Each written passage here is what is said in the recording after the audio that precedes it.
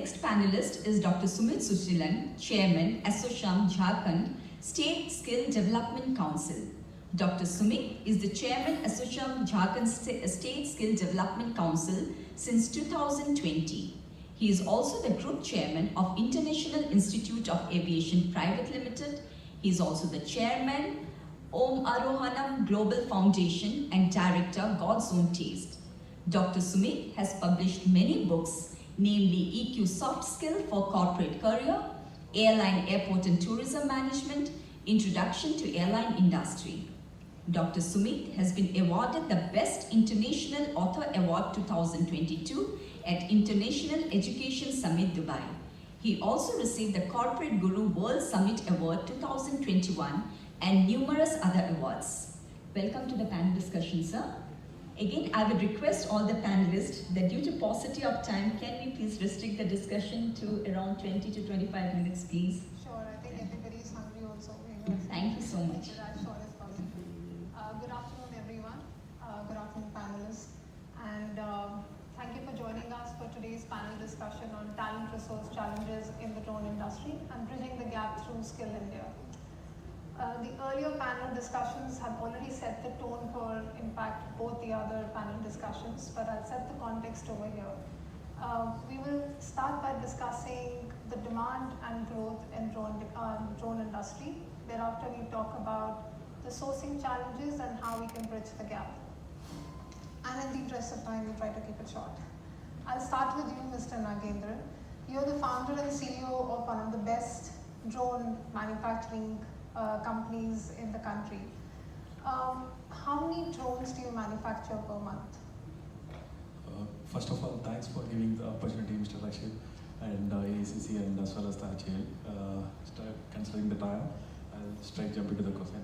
See, on today, on an average, we are manufacturing 10 drones per month, variety of classes, 10 drones per month. Again, we should understand that this is just a beginning. This drone ecosystem itself, a startup ecosystem, it's around for last 5 years, I believe. So it's just a beginning.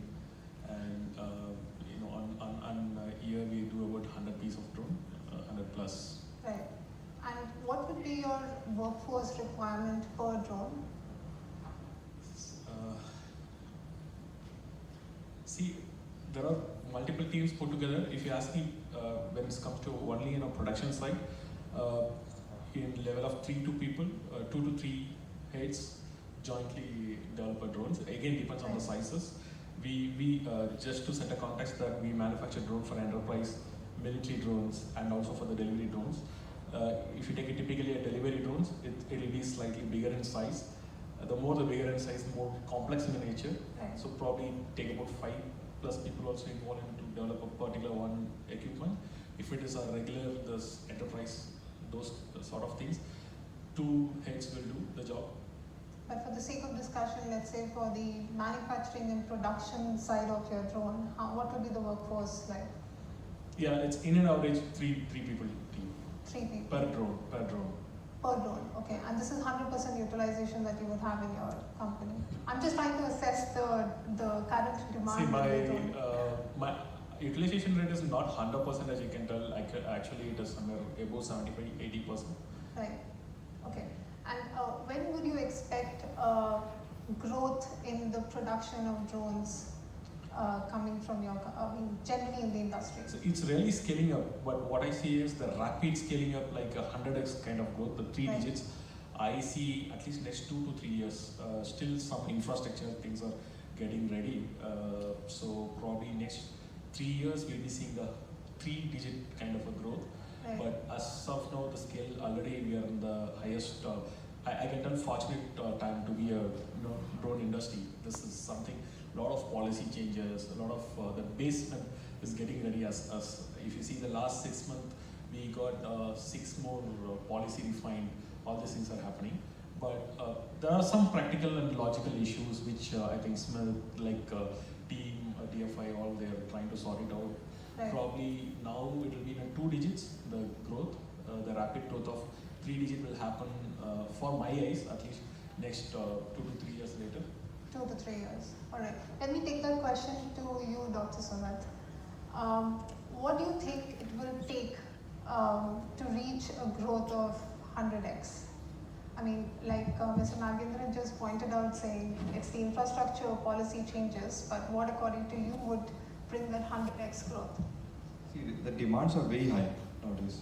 Right. So according to demand, if we see that definitely industry is looking for growth in next 1 year. Right. But according to the manufacturers, as they are saying, I think like how the government have already had banned that import of the drone. Correct. So now the only assembling part is happening in India. So now we are expecting like a more manufacturer of the parts should be come to India. They start manufacturing parts.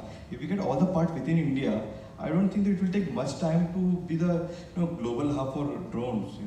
So I think 2 years, as he's saying that next 2 years, if we can have good manufacturers, part manufacturer, next 2 years we have very good production within our country, and manpower definitely we are working on manpower also.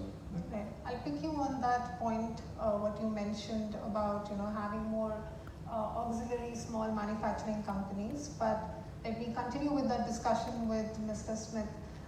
Is the government planning to come up with any policies or subsidy to kind of catalyze or enhance this growth in the drone technology? I mean, they have already mentioned the infrastructure, the policy changes, but what according to you will be coming in, which can really catalyze and bring it down from 3 years to maybe 1.5 years?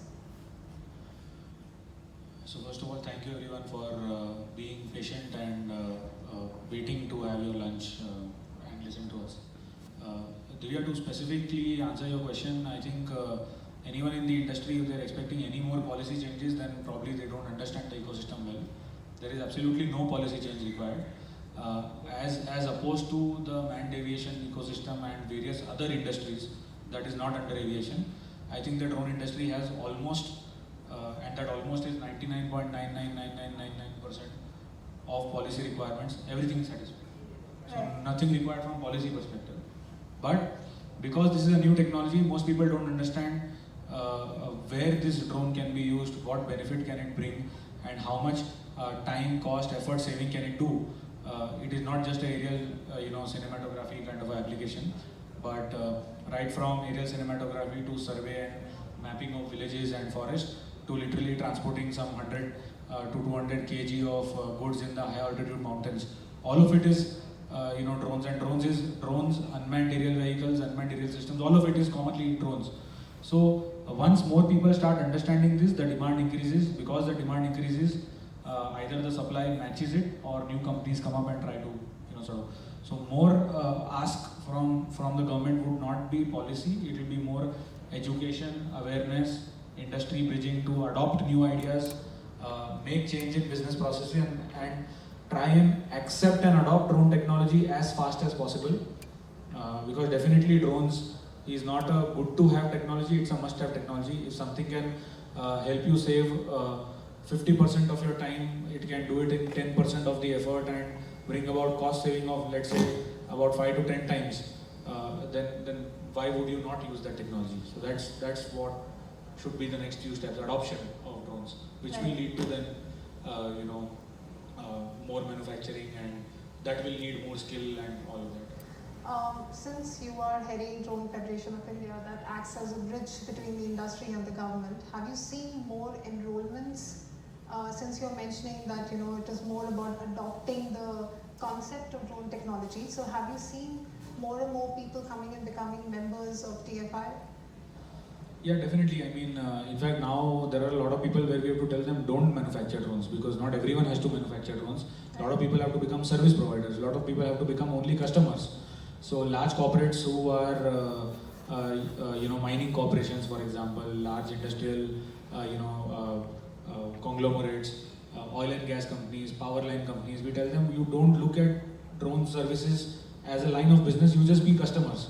Because there will be a service provider which will be able to do this at a fraction of the corporate cost that you might incur. So because a large corporate will always have its own large overheads.